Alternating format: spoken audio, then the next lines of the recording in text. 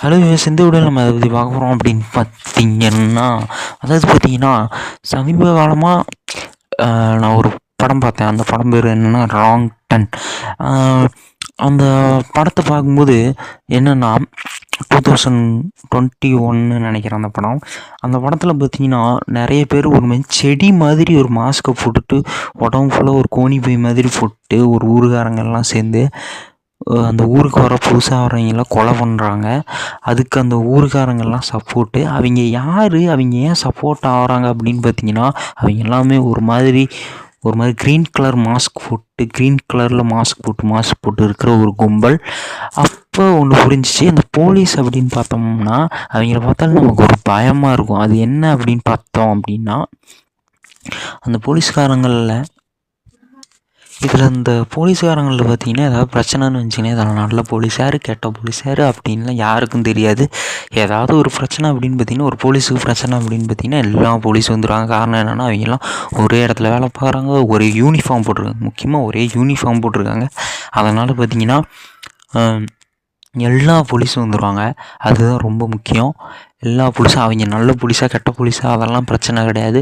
ஒரு போலீஸுக்கு பிரச்சனை, ஒரு போலீஸ் ஏதாவது கூப்பிட்றாங்க அப்படின்னா, ஒரு பிரச்சனை ஏதோ ஒரு விஷயம்னா நல்லவங்களா கெட்டவங்களா யாருன்னு என்னன்னே தெரியாமல் போலீஸ் அப்படிங்கிற ஒரே காரணத்துக்காக போலீஸ்காரங்க எல்லாமே ஒரு போலீஸுக்கு ஒருத்தர் சப்போர்ட் பண்ணிகிட்ருக்காங்க. அதனால தான் அவங்கள பார்த்தாலே பயமாக இருக்குது. அது காரணம் என்ன, அவங்க போட்டிருக்க யூனிஃபார்ம் தான். அதே மாதிரி தான் அந்த ராங் டர்ன்ங்கிற படத்துலேயும் ஒரு சாதாரண பொதுமக்கள் என்ன பண்ணுறாங்க அப்படின்னு பார்த்தீங்கன்னா, ஒரு மாஸ்க்கை போட்டுட்டு இதில் நல்லவன் யார் கெட்டவன் யார் அதெல்லாம் தெரியாது. இவங்க எல்லாருமே பார்த்திங்கன்னா ஒரு கெட்டது பண்ணாலும் அவன் போட்டிருக்க அந்த ட்ரெஸ்ஸை பார்த்துட்டு அவனுக்கு சப்போர்ட் பண்ணிட்டு போயிட்டே இருப்பாங்க. அவ்வளோதான். அது அவன் ஒரே மாதிரி அந்த ட்ரெஸ் போட்டிருக்கான் அப்படிங்கிற காரணத்துக்காக அவங்க சப்போர்ட் பண்ணிட்டு போயிட்டே இருப்பாங்க, அந்த காஸ்டியூம் போட்டிருக்கிறதுனால. அதே மாதிரி தான் நம்ம லைஃப்பில் நம்ம ஏதாவது நம்ம உடம்புல ஒரு போட்டிருக்கோம் அப்படின்னு பார்த்தீங்கன்னா அது ஒரு அடையாளமாக மாறுது. அது என்னன்னு பார்த்தீங்கன்னா, நம்ம சட்டை பேண்ட் போட்டிருக்கோம். அந்த சட்டை பேண்ட் என்ன ஆகுது பார்த்தீங்கன்னா உடம்பு மறைக்க யூஸ் ஆகுது. அதோட பயன் காரணமாக அதை பெருசாக யாரும் கண்டுக்க மாட்டாங்க. மற்றபடி நம்ம வேறு அந்த அடையாளமும் வைக்க தேவையில்லை. அப்படி அதேமாரி நிறைய பேர் வச்சிட்ருக்க அடையாளம் என்னென்னு பார்த்திங்கன்னா அந்த கயிறு தான்.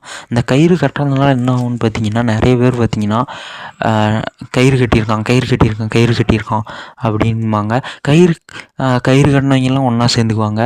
கயிறு சேர்ந்துட்டு கயிறு கட்ட முடியாத உயிரினங்கள் இது எல்லாத்தையும் தொந்தரவு பண்ணுறது, பிரச்சனை பண்ணுறது. இதில் கயிறு கட்டியிருக்கான், ஏன் பிரச்சனை பண்ணுற, தொந்தரவு பண்ணுறன்னு ஒருத்தனை போய் நம்ம கேட்க போனோம்னா அவனும் கயிறு கட்டியிருப்போம், நம்மளும் கயிறு கட்டியிருப்போம். ஸோ கயிறு கட்டியிருக்கான் அப்படிங்கிறதுனால அவனை கொஞ்சம் இதாக பார்க்குறது, அவனை கொஞ்சம் நம்மால் மாதிரி பார்க்குறது. அவன் கெட்டவனாக இருந்தாலும் நல்லவனாக இருந்தாலும் இவன் எவ்வளோ கெட்டவனாக இருந்தாலும் நம்மால் மாதிரி லைட்டாக பார்க்குறது. அதுதான் பிரச்சனை. இப்போ நார்மலாகவே ஒன்று சொல்கிறோம், ஒரு 4-5 பன்னி தெரியுதுன்னு வச்சுக்கோங்களேன். அந்த பன்னியில் பார்த்திங்கன்னா ஒரே ஒரு பன்னிக்கு மட்டும் ஒரு சிவப்பு பெயிண்ட் அடிச்சு விட்டோம்னா நம்மளாம் எந்த பன்னியை பார்ப்போம் அப்படின்னு பார்த்திங்கன்னா அந்த சிவப்பு பன்னி தான் பார்ப்போம். ஏதாவது வேட்டையாடணும்னு நினச்சோம் அப்படின்னாலும் அந்த சிவப்பு பன்னி தான் தூக்கிட்டு வந்துடுவோம். அதே மாதிரி தான் நம்ம ஏதாவது கயிறு கட்டும்போது ஏதாவது அடையாளம் மாதிரி இந்த பச்சை குத்துறது இதெல்லாம் பண்ணும்போது என்ன ஆகும்னா, நிறைய பேர் என்ன பண்ணுவாங்கன்னா அவங்களுக்கு நம்மளே உத்து பார்ப்பாங்க. எதாவது பிரச்சனை அவங்களுக்கு எதாவது தேவைன்னா அது நல்லதாக இருந்தாலும் கெட்டதாக இருந்தாலும் நம்மளே தான் பிடிச்சி கூப்பிடுவாங்க. அது கெட்ட விஷயமா இருந்துச்சுன்னா என்ன பண்ணுறது அப்படிங்கிறது யோசிச்சுக்கோங்க. அந்த பச்சை குத்துனா அழிக்க முடியாது, அது சரி இது பச்சை குத்திட்டான் அழிக்க முடியாது அப்படின்னு கொஞ்சம் விட்டாலும் அதெல்லாம் குத்தாதீங்க. அதெல்லாம் ஒரு அடையாளம் தான். அடையாளம் வைக்காதீங்க. சில பேர் இந்த மாதிரி கயிறு கட்டுறது, இந்த மாதிரியான விஷயங்கள், பச்சை குத்துறது, இந்த மாதிரியான விஷயங்கள் பண்ணால் நம்மளை விட்டுருவாங்க அப்படின்னு பார்த்தீங்கன்னா நீங்களே சொல்லுங்கள். ஒரு கயிறு ஒன்று கட்டிட்டு நம்ம வாழ்க்கையில் எந்த பாவத்தினாலும் பண்ணிடலாமா? அதுக்கு நம்மளை விட்டுருவாங்களா? இல்லை அது நியாயமா? அது ஏற்றுக்க முடியுமா அப்படின்னு கேட்டிங்கன்னா அது கிடையாது. நம்ம நல்லவங்களாக இருந்தால் நம்மளை மன்னிச்சு விட போகிறாங்க, நம்ம கெட்டவங்களாக இருந்தால் நம்மளை திருத்த பார்ப்பாங்க. அவ்வளோதான். பாசிட்டிவாக சொல்ல போனால் அதுதான் நடக்கும். அதை விட்டுட்டு ஒரு கயிறை கட்டிட்டு எல்லோரும் உங்களையே குத்து பார்த்துட்ருப்பாங்க, அந்த கயிறையே பார்த்துட்ருப்பாங்க. ஒன்றும் இல்லை, நீங்கள் ஒரு நார்மலாக ஒரு 10 கோழி தெரியுதுன்னா அந்த 10 கோழியாக நம்ம மறைஞ்சி போயிட்டோம்னா யாருக்கும் தெரியாது. நம்ம திரும்பி வந்து பார்த்தோம்னா நம்ம எந்த கோழியை பார்த்தோன்னு நமக்கே தெரியாது. அந்த மாதிரி போயிட்டுருந்தோம். ஒரு 10 பன்னியோட போயிருக்கிறோம் அப்படின்னா தெரியாது. இந்த கயிறு ஒன்று கட்டிக்கிட்டு அந்த கயிறையே நம்ம உத்து உத்து பார்ப்பாங்க. நம்மளை உத்து உத்து பார்க்குறனால நம்ம மேலே அட்டென்ஷன் கிரியேட் ஆகும். அதனால் ஏதாவது கெட்டவங்க நம்மளை ரொம்ப உத்து உத்து பார்க்குற மாதிரியான பிரச்சனை வரும். கெட்டவங்க மேலே நம்மளோட அட்டென்ஷன் பட பிரச்சனையாகும். அவங்களுக்கு ஹெல்ப் பண்ண வேண்டிய கட்டாயத்துக்கு ஆளாகப்படுவோம். அதெல்லாம் நம்மளே தொடர்ந்து தொந்தரவு பண்ணுற வாய்ப்புகள்லாம் வரும். ஸோ அதனால் இந்த கயிறுலாம் கட்டாதீங்க. அவ்வளோதான் சொல்ல வந்தேன்.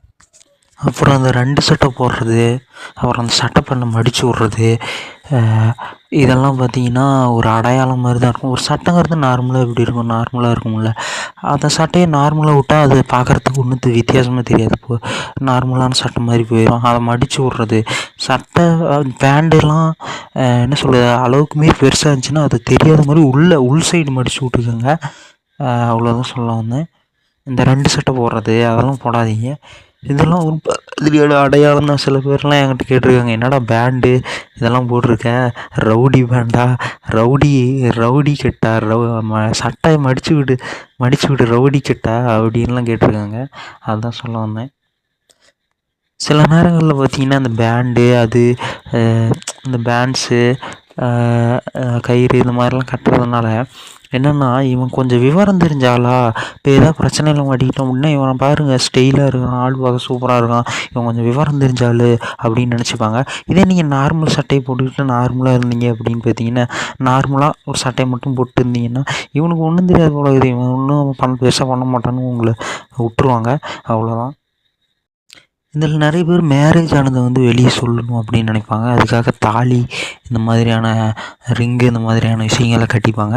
அதில் பார்த்திங்கன்னா நிறைய பேர் எங்களுக்கு மேரேஜ் ஆனது நான் யாருக்கிட்டையும் சொல்ல தேவையில்ல, எங்களை அந்த மேரேஜ் ஆன கப்புள் மாதிரி எங்களை பார்க்க தேவையில்ல, எங்களை நிறைய பேர் அந்த மாதிரி பார்க்கணுன்னு அவசியம் இல்லை, அதை நாங்கள் யாருக்கிட்டையும் சொல்ல தேவையில்ல அப்படின்னு நினைப்பாங்க. நிறைய பேர் இந்த மாதிரி தாலி கட்டுறதுனால என்ன ஆகும் அப்படின்னு பார்த்திங்கன்னா,